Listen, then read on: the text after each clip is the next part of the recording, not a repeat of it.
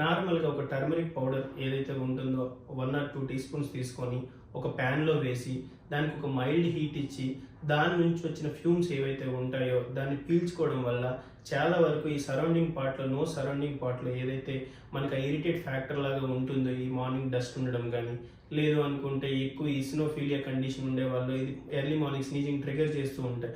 So ఇలాంటి వాళ్ళు తీసుకోవడం వల్ల చాలా వరకు ఆ ఏరియాలో సెక్రెషన్స్ తగ్గడం అనేది ఉంటుంది. దీంతో పాటు వాటర్ డిశ్చార్జ్ కూడా తగ్గుతుంది.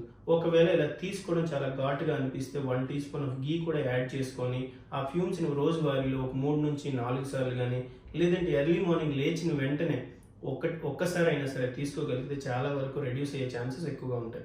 సో దీన్ని ఆయుర్వేదిక్లోకి వచ్చేసరికి హెర్బల్ స్మోకింగ్ అంటారు.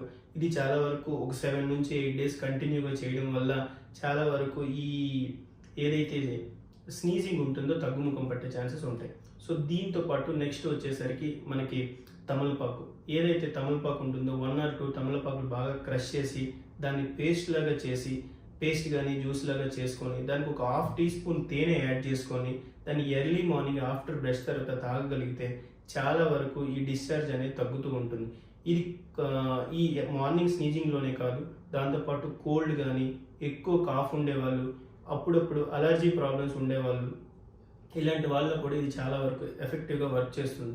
దీంతోపాటు 3 వచ్చేసరికి మనకి బ్లాక్ పెప్పర్ సీడ్స్ ఏవైతే ఉన్నాయో వాటిని ఒక 1 పించ్ టర్మరిక్ యాడ్ చేసి ఈ పెప్పర్ లీఫ్ మీద వాటిని పెట్టి మైల్డ్ హీట్ చేసి ఇమీడియట్గా బ్రష్ చేసిన వెంటనే దాన్ని చేయడం వలన అంటే తినడం వల్ల నమలడం వల్ల చాలా వరకు ఆ ఏరియాలో ఉండే మ్యూకస్ సెక్రెషన్ అనేది డ్రైన్ అయ్యే ఛాన్సెస్ ఎక్కువ ఉంటాయి. సో దీనిలో ఉండే మెయిన్ ప్రాబ్లం ఏంటి అంటే ఈ యంగ్ చిల్డ్రన్స్ ఎవరైతే ఉంటారో ఇది ఇలా చేయడం వల్ల స్టమక్ ఏరియాలో కానీ లేదంటే ఈ గొంతు భాగంలో కానీ ఎక్కువగా ఈ మంటలాగా రావడం అసిడిటీ లాగా ఉంటుంది. సో వీళ్ళు చాలా వరకు అవాయిడ్ చేస్తే మంచిది.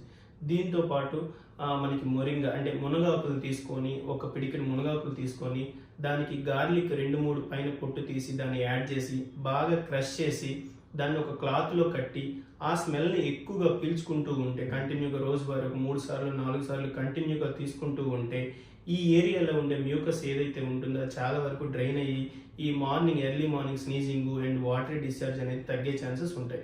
సో వీటిని చేసుకుంటూ దీంతో పాటు తీసుకునే బ్రేక్ఫాస్ట్ ఏదైతే మార్నింగ్ టైం ఉంటుందో చాలా వరకు హెల్దీగా ఉండేది అంటే అప్పుడే ప్రిపేర్ చేసిన ఫ్రెష్ ఫుడ్, దాంతోపాటు వామ్ వాటర్ అంటే గోరువెచ్చని నీళ్ళు ఎక్కువగా తాగడం, అలాగే ఎక్కువగా మనకి ఏవైతే కాస్మెటిక్స్ ఉంటాయో ఆ కాస్మెటిక్స్ వల్ల కూడా ఈ ఫ్యాక్టర్స్ అనేవి ఇరిటేట్ అయ్యి ఈ స్నీజింగ్ వచ్చే ఛాన్సెస్ ఉంటాయి.